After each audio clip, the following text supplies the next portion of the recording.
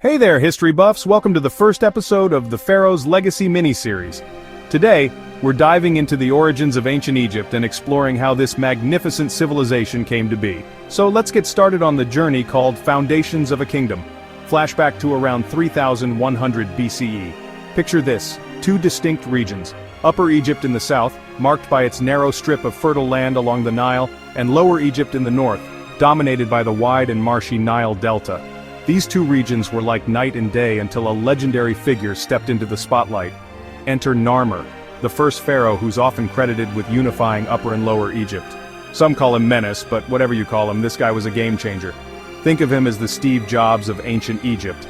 Innovative, bold, and ready to shake things up. Narmer's unification wasn't just a political coup, it was the birth of a new era. He established the first of many dynasties, creating a centralized state that would stand the test of time. His reign marked the dawn of the early dynastic period, a time when the concept of divine kingship took root. So what's divine kingship? Glad you asked. In ancient Egypt, pharaohs weren't just rulers, they were gods on earth. The divine right to rule wasn't just a catchphrase, it was a deeply ingrained belief.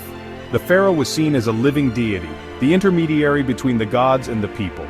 This idea was symbolized by the double crown, a white crown for Upper Egypt and a red crown for Lower Egypt.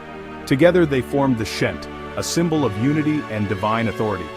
But what's a king without his bling? Early pharaohs surrounded themselves with symbols of power and divine favor. The Ankh, representing eternal life, the scepter, symbolizing power and dominion, and the crook and flail, representing the pharaoh's role as shepherd and protector of his people. These symbols weren't just for show, they reinforced the pharaoh's sacred status and political might. As Egypt's political structure began to take shape, so did its myths and legends. Stories about gods like Osiris, Isis, and Horus weren't just bedtime tales, they were the foundation of Egyptian culture and identity.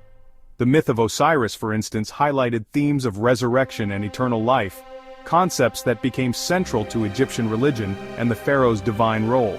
So there you have it. The unification of Upper and Lower Egypt wasn't just a historical milestone, it was the cornerstone of a civilization that would endure for millennia.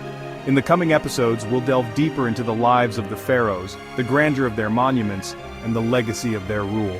If you're as fascinated by ancient Egypt as I am, make sure to hit that subscribe button and join me on this epic journey through time. This is Egypt's legacy, where history comes to life. See you in the next episode.